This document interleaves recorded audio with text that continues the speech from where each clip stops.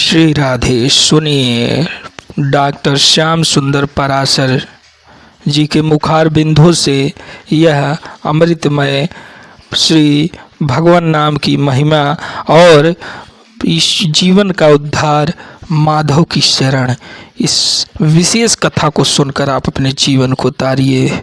राधे राधे। जय कृष्ण श्री कृष्णा। हमारी कथा अगर आपको अच्छी लगे तो लाइक कीजिए दोस्तों। राधे राधे। इस भगवान ने ब्रह्मा जी को दिया है। भागवत के 10 लक्षणों का वर्णन किया। सर्ग विसर्ग स्थान पोषण ऊती मनमंत्र कथा ईशानु कथा निरोध मुक्ति और आश्रय, ये भागवत के 10 लक्षण हैं जो तृतीय स्कंद से द्वादश स्कंद तक वर्णन किए गए। तृतीय स्कंद में सर्ग का वर्णन है। सर्ग माने सृष्टि, बहुत विस्तार से सृष्टि प्रक्रिया तृतीय स्कंद में बतलाई है। सबसे पहले विदुर जी का चरित्र सुनाया। यदा तु राजा स्वसुतान साधु उष्णन्न धर्मेण विनष्ट दृष्टि भ्रातुर्यविष्ठस्य सुतान विबंधु प्रवेश्य लाक्षा भवने ददा। विदुर जी महाराज को जब यह पता चला कि महाभारत युद्ध को टालने के लिए भगवान स्वयं शांति का संदेश लेकर के पांडवों के दूत बन के आ रहे, विदुर जी बड़े खुश हो गए। चलो इसी बहाने गोविंद के दर्शन मिलेंगे। परम भक्त हैं विदुर जी महाराज।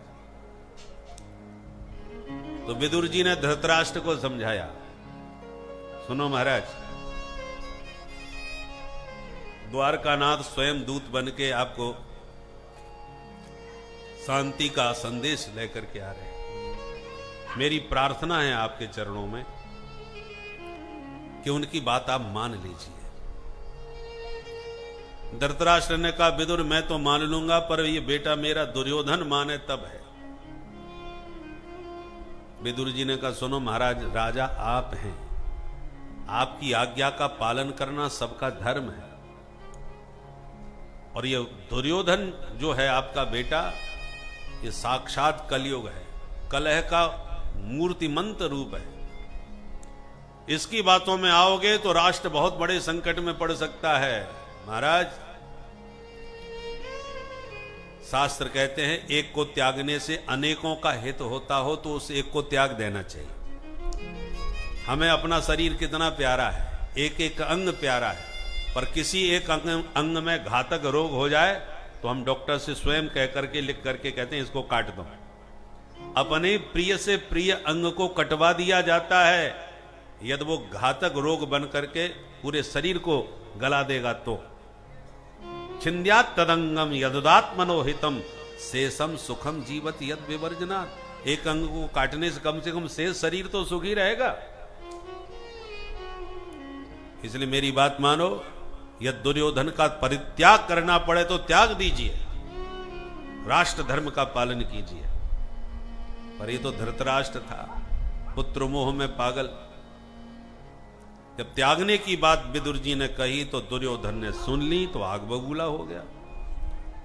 विदुर जी को खूब खरी खोटी सुनाने लगा। कयेन मत्रोपजवाब जिह्वम जिह्वम दास्यासुतम यद बल नहीं व पुष्ट। हमारे टुकड़ों पर पड़ने वाला यह कपटी हमको ही घर से बाहर निकालना चाहता है। दासी पुत्र, किसने बुलाया था इसको परामर्श देने के लिए यहां पर? ऐसे अपशब्द कहे कि विदुर जी को बहुत गहरी चोट पहुंची। बोले, दुर्योधन तुम हमको क्या निकालोगे, हम ही तुम्हें छोड़ के जा रहे हैं, संभालो अपना साम्राज्य। और स्वयं धनुर्द्वार निधाय, अपने धनुष्मान दरवाजे पर रखकर विदुर जी महाराज निकल गए। कौन? ये विदुर जी नहीं निकले। सनिर्गतः कौरव पुण्य लब्धः, अब तक किया हुआ कौरवों का मानो समस्त पुण्य विदुर के रूप में निकल गया। विदुर जी धर्म के अवतार है और युधिष्ठिर जी महाराज भी धर्म के अवतार है। तो पांडवों के पक्ष में धर्म युधिष्ठिर के रूप में है कौरवों के पक्ष में धर्म विदुर के रूप में है, पर दोनों में अंतर क्या है? पांडव पक्ष के धर्मराज युधिष्ठिर जी जो कुछ कहते हैं सारे पांडव एक स्वर में उसका आदर करते हैं और मानते हैं, पर कौरव पक्ष में धर्म विदुर के रूप में है, वो कुछ भी कहते हैं कोई सुनने ही वाला नहीं, मानने वाला ही नहीं। धर्मो रक्षति रक्षितः, आप धर्म की रक्षा करोगे तब धर्म आपकी रक्षा करेगा। धर्म के अनुसार चलो, धर्म को अपने अनुसार मत चलाओ। विदुर जी को कौरव अपने अनुसार चलाना चाहते हैं, विदुर जी के बताए रास्ते पर चलना नहीं चाहते।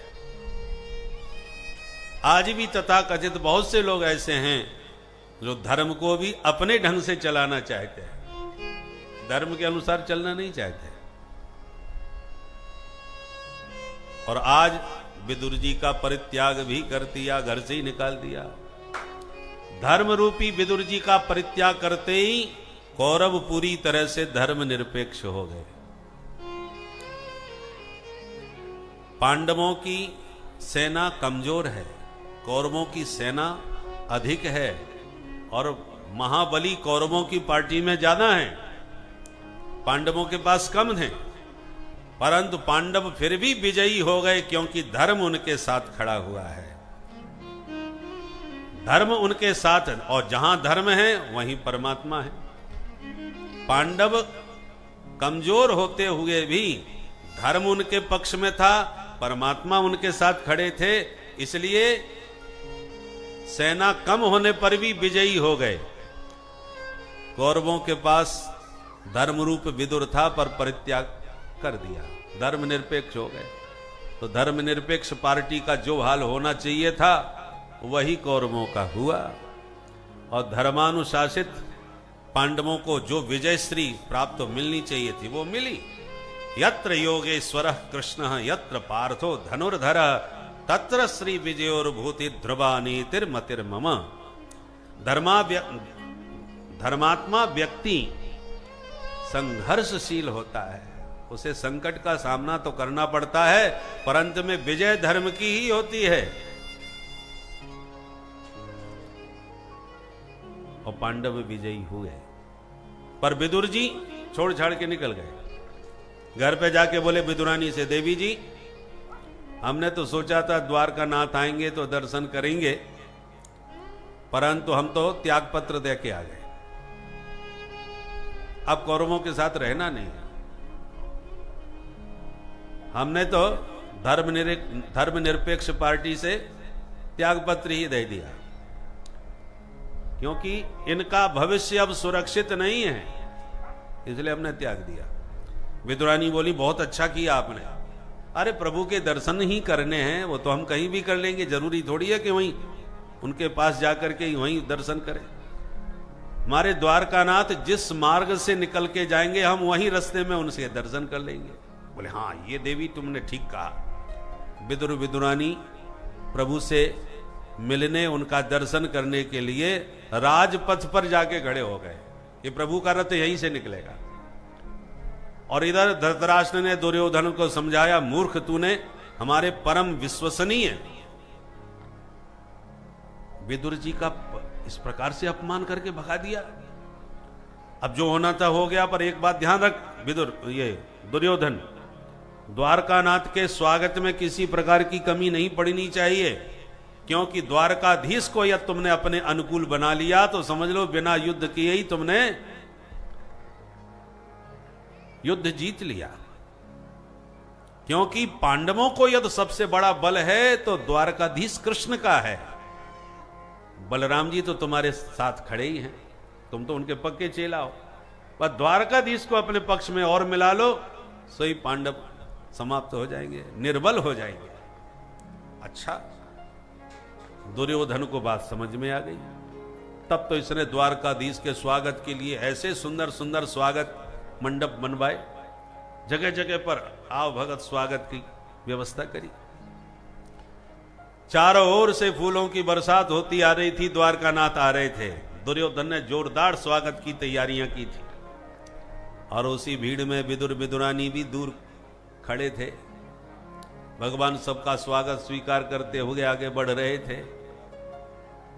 चारों ओर भगवान की दृष्टि जा रही थी। अचानक भगवान की दृष्टि विदुर जी के ऊपर पड़ी, जो भीड़ में दूर खड़े थे। तो विदुर जी की ओर इशारा किया भगवान ने। विदुर जी को एक क्षण विश्वास नहीं हुआ कि मुझसे ही कुछ कह रहे हैं क्या। आगे पीछे देखा और तो कोई है नहीं, इसका मतलब मुझसे ही कुछ कह रहे हैं। तो विदुर जी ने भी वहां से हाथ जोड़ लिए। विदुरानी से कहा, देख देख अपनी ओर कुछ इशारा कर रहे हैं। तो विदुरानी जी, भगवान ने वहां से इशारा किया, चाची जी ठीक हो। और विदुरानी जी तो इतना दूर से सुन करके देख करके नाचने लगी। ओ हमको भी पहचान लिया प्रभु ने। विदुरानी का तो इतने में ही आनंद में हृदय गदगद हो गया। और भगवान तो भीड़ के साथ आगे निकल गए। विदुर जी घर आके बोले, देवी जी अब मैं तो उनका भाषण सुने बिना रह नहीं सकता। भले ही मैंने त्यागपत्र दे दिया कौरवों के पद से, परंतु एक बार गुप्त रूप से जाऊंगा, सुनूंगा जरूर कि देखे दुर्योधन को कैसे समझाते हैं। उनका भाषण सुनने योग्य होगा। ठीक है महाराज जाओ। बोले, देवी तुम्हें आकर के मैं सब बता दूंगा, तुम यहीं रहो। तो विदुर जी चुपचाप भेष बदल करके पहुंच गए। और उधर भगवान का जोरदार स्वागत दरबार में हुआ दुर्योधन के द्वारा। स्वागत सत्कार के बाद जब भगवान से कहा दुर्योधन ने कि प्रभु आपका हस्तिनापुर में स्वागत है, आपके आने का समाचार सुनकर के मैंने बहु व्यंजन बनवाए हैं आपके लिए, चलिए पहले प्रसाद पाइए। भगवान बोले, सुनो दुर्योधन, भोजन दो ही परिस्थिति में होता है। कब कब? या तो भूख के मारे प्राण निकल रहे हो तो कैसे भी भोजन मिल जाए, प्राण बचाने के लिए करने पड़ते हैं। नहीं अकाल पड़ जाता है, दुर्भिक्ष पड़ जाता है तो हेलीकॉप्टर से भी पैकेट बरसाए जाते हैं तो लोग दौड़ दौड़ करके खाने के लिए झपटते हैं। मरता क्या ना करता।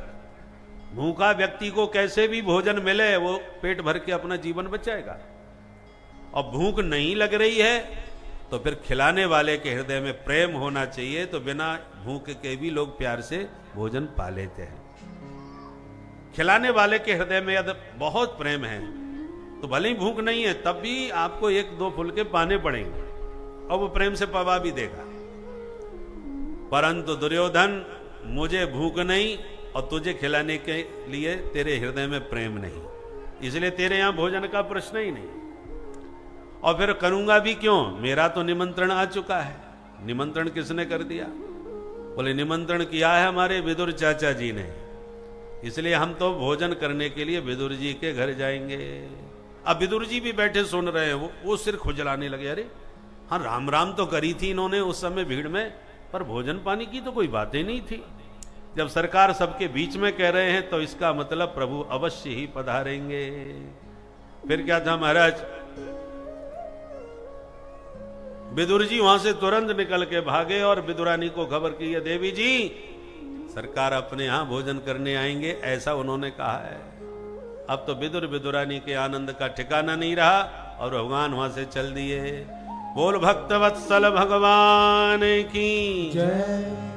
गोविंद बोलो हरि गोपाल बोलो, गोविंद बोलो हरि गोपाल बोलो, गोविंद बोलो हरि गोपाल बोलो, गोविंद बोलो हरि गोपाल बोलो, गोविंद बोलो हरि गोपाल बोलो, गोविंद बोलो हरि गोपाल बोलो, गोविंद बोलो हरि गोपाल बोलो, गोविंद बोलो हरि गोपाल बोलो, राधा रमण हरि गोविंद बोलो, राधा रमण हरि गोविंद बोलो, बोलो राधा रमण हरि गोविंद बोलो, राधा रमण हरि गोविंद बोलो, बोलो राधा रमण हरि गोविंद बोलो, राधा रमण हरि गोविंद बोलो, गोविंद बोलो बोलो हरि गोपाल बोलो गोविंद बोलो हरि गोपाल बोलो बोलो हरि गोपाल बोलो राधा रमण हरि गोविंद बोलो राधा रमण हरि गोविंद बोलो राधा रमण हरि गोविंद बोलो राधा रमण हरि गोविंद बोलो बोल भक्त वत्सल भगवान की। जय। और हमारे बीच माननीय वंदना राज पांडे लोकायुक्त हमारे मध्य पधारी हैं। हम उनका व्यासपीठ से स्वागत अभिनंदन करते हैं।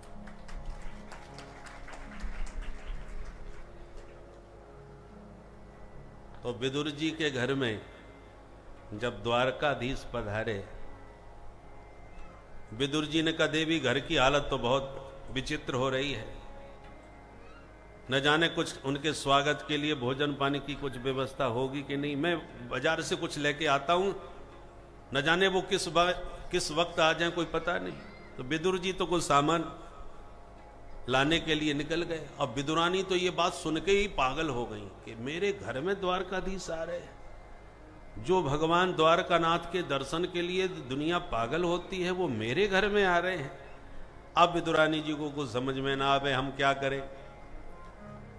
झाड़ू लगाती हैं, आधा आंगन बाहर के छोड़ देती हैं, अरे अभी तो ये उल्टा सीधा इधर सामान पकड़ा हुआ है, देखेंगे तो क्या सोचेंगे। इधर से उधर भागने में लग गई, घर सजाने में लग गई। और अरे अभी तो मैंने ठीक से स्नान भी नहीं किया, भोजन कब बनाऊंगी। फिर भाग करके स्नान गृह में स्नान कर ही रही थी, तब तक द्वारकाधीश ने आके कुंडी खटखटा दी। चाची जी, जो भगवान के शब्द कान में पड़े, विदुरानी जी को लगा ओ हो द्वारकाधीश मेरे प्रभु आ गए। स्नान करते ही वैसी की वैसी दौड़ पड़ी। दौड़ करके जैसी कुंडी खोली, द्वारकानाथ के दर्शन किए तो चित्र लिखी सी दरवाजे पर खड़ी रह गई। भगवान ने अपना पीताम्बर उड़ाया और कहा चाची जी अब भीतर नहीं बुलाओगी क्या। अरे सरकार मैं भी कैसी पागल हूं, आपका मुंह देख रही हूं, भीतर आने को कहा ही नहीं। अरे सरकार घर आपका ही है, पधारिए पधारिए, मेरा सौभाग्य है जो मेरे आंगन में सरकार पधारे। और भगवान भीतर आए और विदुरानी चाची पागल हो गई। तुरंत दौड़ करके चौकी ला करके रखी, सरकार आइए विराजिए। भगवान विराजमान हो गए। चाची जी बड़ी तेज भूख लग रही है, जो कछु घर में बनो है फटाफट ले आओ। ओहो आप भूखे हो, सरकार अभी लाई। दौड़ करके भागती हुई विदुरानी चाची जी गई। अब घर में तो कुछ था ही नहीं, क्या लाभ है। तब तक केले के फल दिखाई पड़ गए। अरे कुछ नहीं तो कुछ फलाहार ही करा दूं। तब तक फल उठा करके ले आई, लीजिए सरकार तब तक कुछ फलाहार कर लीजिए, भोजन बनने में थोड़ा समय लगेगा, तब तक कुछ आपके लिए मैं तैयार करती हूं। और आप कहो तो मैं छील देती हूं, आप प्रेम से पाइए। भगवान बोले जैसी आपकी मर्जी। विदुरानी चाची प्रभु के मुखार बिंद को निहारती गई, छिलका छीलती गई, प्रेम में इतनी विभोर हो गई, डूब गई कि जो फल खाने का था वो निकाल के बाहर फेंक दिया और जो फेंकने वाला छिलका था वो ठाकुर जी के हाथ में पकड़ा दिया। लीजिए सरकार पाइए। भगवान भी उस छिलका को ही खाते चले गए। विदुरानी चाची को ये पता नहीं मैं क्या खिला रही हूं और प्रभु को ये भी भान नहीं कि मैं क्या खा रहा हूं। इतने में बाहर से कुछ सामान लेकर के विदुर जी महाराज बड़बड़ाते हुए, अरे देवी सुनती हो, वो कब आ जाए कोई ठिकाना नहीं, मैं जल्दी से कुछ लेके आया हूं, फटाफट बनाओ। बड़बड़ाते हुए भीतर घुसे तो आंगन में लीला ही कुछ और चल रही है। छिलका ठाकुर जी पा रहे हैं और जो फल निकल रहा है वो विदुरानी जी बाहर फेंकती जा रही है। विदुर जी देख करके हक्के बक्के रह गए। दौड़ करके विदुरानी जी का हाथ पकड़ा, बाबरी भांग पी करके ढोले का पागल है गई है, ये तुम कहा खबा रही है, डांट लगाई। विदुरानी जी ने कहा महाराज घर में और कुछ था ही नहीं तो मैंने सोचा कुछ फलाहार ही करा दूं। अरे वो तो ठीक है पर तुम खिला क्या रही है ये तो देख। तब विदुरानी जी ने ध्यान से देखा कि जो फल है वो बाहर पड़ा हुआ है, छिलका ठाकुर जी के मुंह में। अरे राम राम राम, ये क्या हो गया सरकार, मैं तो सचमुच पागल हूं, पर आप भी कैसे विचित्र हो कि आपको खाने में स्वाद नहीं आया, आप क्या खाए जा रहे हो। भगवान बोले ओहो, तो क्या हमने छिलका खा लिया? विदुर जी बोले धन्य है प्रभु, इसको मालूम नहीं क्या खिला रही है, आपको भी नहीं मालूम आप क्या खा रहे हो। लाइए मैं खिलाता हूं। बड़े प्यार से छिलका छील करके जब फल खिलाया तो एक ग्रास मुंह में डालते ही भगवान बोले चाचा जी बुरा मत मानना, जो स्वाद चाची जी के हाथ में आ रहा था वो आपके हाथ में नहीं है। बोलो राधे राधे। भगवान पदार्थों के भूखे नहीं है। पत्रम पुष्पम फलम तोयम यो मे भक्त्या प्रयक्षति तदहम भक्त्युपहृतम अश्नामि प्रयतात्मनः। भगवान कहते हैं पदार्थ कुछ भी हो तुम्हारे पास, पत्रम, पत्रम माने पत्ता, कोई भी एक पत्ता। पत्रम में नाम नहीं लिया कौन सा पत्ता, बिल्व पत्र, समी पत्र, तुलसी पत्र, हजारों प्रकार के पत्ते होते हैं, तुम्हें कौन सा पत्ता पसंद है? भगवान ने नाम इसलिए नहीं लिया कि यदि किसी पत्ते विशेष का नाम लूंगा तो वो पत्ता किसी क्षेत्र में होता होगा, किसी क्षेत्र में नहीं मिलेगा, तो जहां उपलब्ध नहीं है वो मेरा भक्त उसी पत्ते को कहां खोजता फिरेगा। इसलिए पत्रम कहा, बिना किसी पत्र का नाम लिए, कोई भी एक पत्ता। अच्छा, कितने पत्ते भगवान को चढ़ाने चाहिए ये दुविधा मन में न रहे, इसलिए एक वचन का प्रयोग किया, पत्रम। यदि बहुवचन का प्रयोग करते पत्राणी, पत्रम एक वचन, पत्राणी बहुवचन। बहुवचन का प्रयोग होता तो प्रश्न खड़ा हो जाता है 11 पत्ते चढ़ाएं कि 21 चढ़ाएं कि 51 चढ़ाएं कि 108 चढ़ाएं। सारे प्रश्नों को दूर करने के लिए एक वचन का प्रयोग कर दिया कि सिर्फ एक पत्ता मेरे लिए पर्याप्त है, जो तुम्हें उपलब्ध हो जाए। और अधिक श्रद्धा है तो बोले पुष्पम। पुष्प माने फूल, फूल में भी नाम नहीं है, कमल का फूल, गेंदे का फूल, चमेली का फूल, कौन सा, गुलाब का कौन सा फूल पसंद है? भगवान ने नाम लिए बिना कह दिया पुष्पम, कोई भी फूल, उसमें भी एक वचन है, एक पुष्प पर्याप्त है। फिर बोले फलम, फल में भी नाम नहीं है, केला ही पसंद है कि अमरूद पसंद है कि पपीता, कोई फल का नाम लिए बिना कह दिया केवल फलम, कोई भी एक फल, सब में एक वचन का प्रयोग है, पत्रम पुष्पम फलम। अंत में बोले तोयम, तोयम माने जलम, जल में भी नाम नहीं है कि गंगा जल ही चाहिए कि यमुना जल ही चाहिए कि त्रिवेणी का जल चाहिए, बिना किसी जल विशेष का नाम लिए कह केवल तोयम, एक चुल्लू जल। पदार्थ कुछ भी हो, शर्त केवल एक है, यो में भक्त्या प्रयक्षति, जो भी तुम चढ़ा रहे हो उसमें तुम्हारा प्रेम, तुम्हारा भक्ति भाव भरा हुआ होना चाहिए। भगवान को आप और हम क्या दे सकते हैं? एक भक्त भगवान से बोला सरकार मैं आपको ऐसी वस्तु देना चाहता हूं जो आपके पास न हो, क्योंकि जिसके पास जो वस्तु नहीं होती वही वस्तु देने का वो महत्व समझता है। जो वस्तु हमारे घर में पर्याप्त हो वही आप लेके आओ तो हमारे यहां उसकी कोई कीमत नहीं, इसलिए मैं वो चीज दूंगा जो आपके पास न हो। भगवान बोले क्या दोगे बताओ, हमारे पास क्या नहीं है? भक्त बोला वही तो मैं सोच रहा हूं, रत्नाकरस्तव गृहम गृहिणी च पद्मा किम देयमस्ति भवतो जगदीश्वराय। मैं जानता हूं कि आप जगदीश्वर हैं, जगत के मालिक हैं। रत्नाकरस्तव गृहम, रत्नाकर माने समुद्र, जहां से रत्न उत्पन्न होते हैं वो रत्नाकर आपका घर है। अब जिसके घर में ही रत्न पैदा होते हो उसको तुम क्या रत्न चढ़ाओगे? और चढ़ा भी दोगे तो उसके यहां रत्नों का क्या महत्व होगा? उसके तो घर के हैं। इसलिए आपको सबसे ज्यादा कीमती रत्न होते हैं, हीरे जवाहरात, पर वो सब चढ़ाना बेकार है क्योंकि वो आपके ही घर की चीज है। तो और क्या दोगे? सोचता हूं रुपया पैसा सोना चांदी दूं, लक्ष्मी, वो भी बेकार है। क्यों? गृहिणी च पद्मा, पद्मा माने लक्ष्मी, वो आपकी धर्मपत्नी बन के 24 घंटे आपके चरण सेवा में लगी हुई है। तो आपको क्या लक्ष्मी हम दें, क्योंकि लक्ष्मी तो दासी बन के आपकी अर्धांगिनी के रूप में सेवा में समर्पित है। इसलिए रत्न भी बेकार है देना और लक्ष्मी चढ़ाना भी बेकार है। तो फिर क्या दिया जाए? बोले एक चीज आपके पास नहीं है सरकार। क्या नहीं है? बोले आपके पास मन नहीं है। भगवान बोले तुम्हें कैसे मालूम कि हमारे पास मन नहीं है? बोले पहली बात तो वेद भी कहते हैं अमना शुभ्रू, आप बिना मन के हो। और दूसरी बात, एक यदि आपके पास मन था भी तो उसकी भी चोरी हो गई।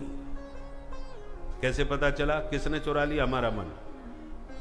बोले सरकार आपका मन किशोरी जी ने हर लिया। जब आप पुष्प वाटिका में पुष्प तोड़ रहे थे लक्ष्मण जी के साथ, तब जानकी जी वहां पहुंची तो कंकन किंकिन नूपुर धुन सुन, उनके नूपुरों की झनकार सुनते ही आपका मन उनकी ओर आकर्षित हुआ। फिर आपने बात तो लक्ष्मण जी से की, परंतु मन आपका जानकी जी के मुख कमल पर मंडरा रहा था। करत बतक ही अनुज सन मनसीय रूप लुभान। और पक्की रिपोर्ट हमें तब मिली जब आपके समाचार पत्र में हमने ये बात सुनी। हमारा समाचार पत्र कब मिल गया? बोले प्रभु आपने अपना संदेशा हनुमान जी के द्वारा जानकी जी के पास पहुंचाया था लंका में। उस समय आपने अपने पत्र में, संदेश में जानकी जी से कहा था कि जानकी मेरा तुम्हारा जो वास्तव में तात्विक प्रेम है वो सिर्फ मेरा मन जानता है, पर देवी मेरा मन भी 24 घंटे तुम्हारे पास रहता है, वो मन भी मेरे साथ नहीं है। तो मैं कहूं अपने मन की बात किससे कहूं? तत्व प्रेम कर मम अरु तोरा, तत्व प्रेम कर मम अरु तोरा। जानत प्रिया एक मन मोरा, जानत प्रिया एक मन मोरा। सो मन सदा रहत तो ही पाही, सो मन सदा रहत तो ही पाही। सो मन सदा रहत तो ही पाही, सो मन सदा रहत तो ही पाही। जान प्रीति रस इतने उमाही, जान प्रीत रस इतने उमाही। रहत तो ही पाही, तो ही पाही। तो राम जी ने संदेश दिया जानकी जी को कि मेरा तुम्हारा जो तात्विक प्रेम है वो मेरा मन जानता है, पर वो मन सदा तुम्हारे पास रहता है। महाराज मैंने जब ये समाचार सुना तो विचार किया कि मन कोई 10-20 तो होते नहीं, एक ही मन होता है सबके पास। गोपियों ने उद्धव जी से यही तो कहा था। उद्धव जी बोले अपने मन को ब्रह्म में लगा लो। गोपियों ने कहा हमारे पास एक ही मन था जो नंद नंदन चुरा के ले गए मथुरा, अब मन है ही नहीं, तो अब मन लगाएं कहां? ऊधो मन न भय 10-20, एक हतो सु गयो श्याम संग, को अपराध है ईस। एक मन था वो हमारे घनश्याम के साथ चला गया, मन ही हमारे पास में नहीं है, हाथ में नहीं है। 10-20 मन होते तो एक उधर लगा देती, एक इधर लगा देती। तो सरकार हमने भी सोचा आपके पास भी एक ही मन रहा होगा, और वो मन जानकी जी ने चुरा लिया, तो आप तो बिना मन के हो गए। तो बिना मन के आपका काम कैसे चलता होगा? इसलिए चाहता हूं सरकार, सीता गृहीत मनसा मनसोस्ति दैन्यम दत्तम मनो रघुपते कृपया गृहाण। आपके मन की चोरी हो गई, आप बिना मन के हो गए, और मेरा मन फालतू है, इसके पास कोई काम नहीं है, और महा उपद्रवी है महाराज, एक नहीं सुनता मेरी। तो मैं अपने मन से बहुत परेशान हूं, और आप बिना मन के परेशान हो, इसलिए मैं अपना मन आपको समर्पित करता हूं। दत्तम मनो रघुपते, हे रघुनंदन ये मन आपको मैंने दिया, आपका काम बन जाएगा और मेरा भी काम चल जाएगा। और हम आपको क्या दे सकते हैं? परमात्मा के पास क्या नहीं है? इसलिए जो वस्तु दो मन से दो। हम लोग औपचारिकता बहुत करते हैं संसार में, औपचारिकता करते करते भगवान से भी औपचारिकता निभाने लगे। बाजार में जाएंगे, भैया ये केला क्या हिसाब है? बोले साहब 50 रुपया दर्जन मिल जाएंगे। अच्छा, और ये वाले? बोले ये थोड़ा 70 रुपया पड़ेंगे दर्जन के। अच्छा, तो फिर 50 वाले ही दे दो। अरे साहब थोड़े से महंगे हैं, परंतु मलाई जैसे केले आप खा के तो देखिए।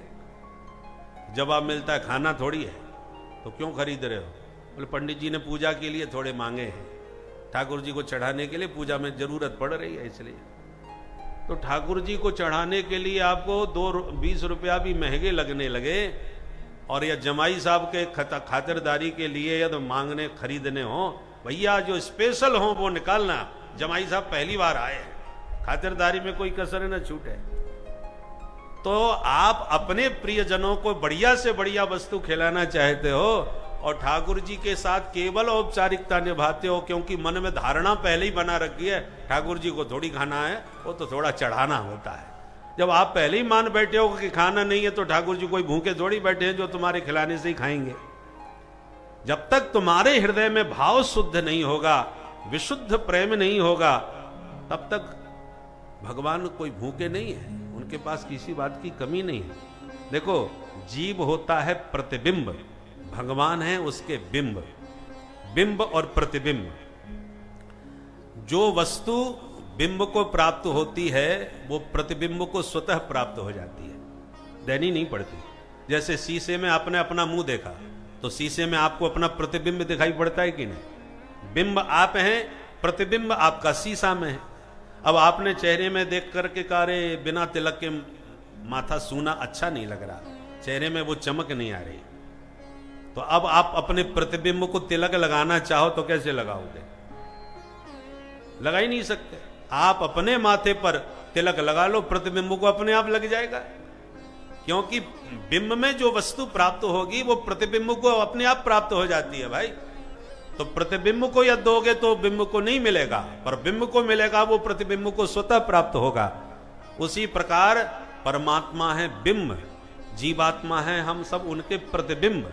अब आपको जो वस्तु चाहिए वो परमात्मा को दीजिए। प्रिय से प्रिय वस्तु जब प्रेम पूर्वक आप प्रदान करोगे तो वही वस्तु अनंत रूप धारण करके भगवान तुम ही को प्रदान करेंगे।